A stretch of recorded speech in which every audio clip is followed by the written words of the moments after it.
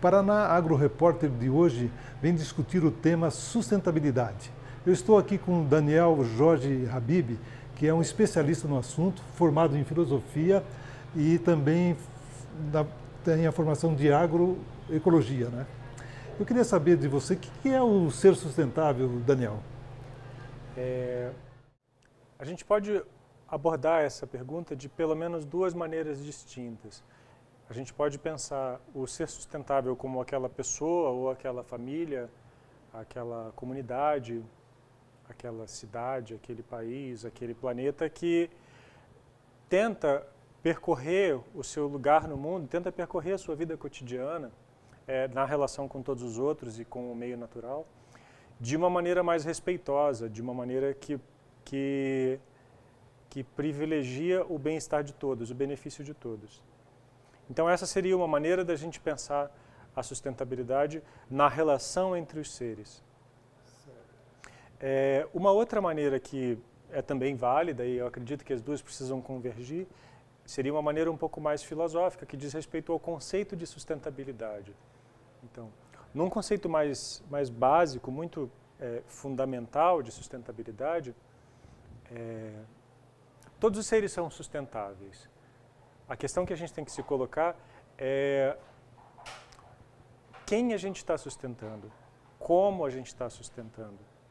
Então, o que significa a gente se sustentar no mundo?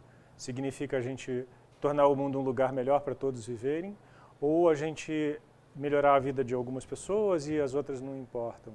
Então, significar essa pergunta, ser sustentável, é muito importante. Então, minha maneira de responder essa pergunta seria a gente tentar juntar essas duas abordagens, tanto a abordagem das relações entre os seres, eu comigo mesmo, eu com o próximo, eu com aqueles que eu conheço ou não conheço, próximos ou distantes, até a gente chegar numa ecologia que envolve o planeta todo, que a gente chamaria de sustentabilidade planetária, né? Juntar essa abordagem com a abordagem da definição do conceito, que é quanto tempo a gente gostaria de sustentar esse nosso modo de vida. Então, se é possível consumir produtos mais sustentáveis, sim, é claro, produtos que vão sustentar mais ou menos o nosso modo de vida. Então, por exemplo, a gente gosta de ter água potável saindo da torneira. Para a gente poder ter água potável saindo da torneira durante um longo tempo, é preciso que haja chuvas reabastecendo as bacias hidrográficas. E essas chuvas têm que continuar acontecendo ao longo das décadas e dos séculos. Mas para isso a floresta nas bacias hidrográficas precisa continuar em pé. Mas a gente também gosta muito de produtos que precisam que essa floresta seja derrubada. Por exemplo, produtos à base de culturas agrícolas que tiram a floresta, né? Pode ser de derivado de gado, pode ser de derivado de lavouras. Então, quando a gente remove a floresta, a gente diminui a chuva.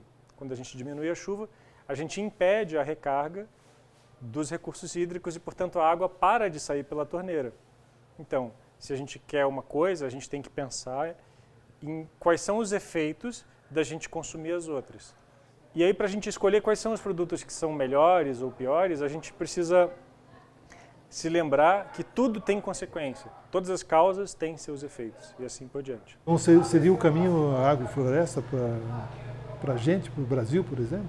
A agrofloresta é um dos caminhos que está em cena hoje, né? Existem muitos tipos de agricultura praticados.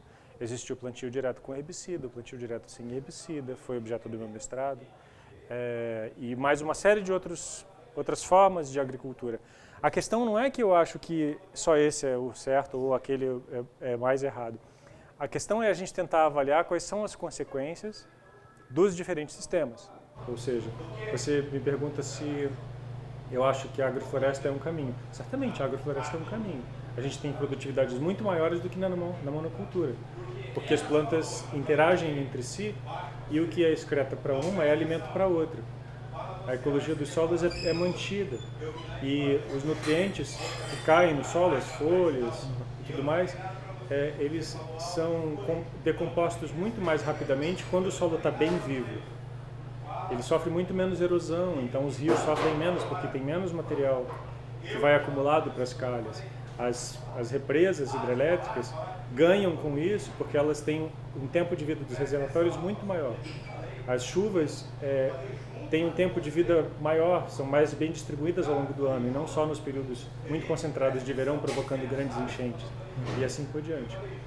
Obrigado pela sua audiência. O Paraná Agro Repórter fica por aqui. Nos encontramos no próximo programa. Até lá! Vou viajar, vou viajar, vou viajar pelo interior do Paraná. Vou viajar, vou viajar, vou viajar pelo interior do Paraná.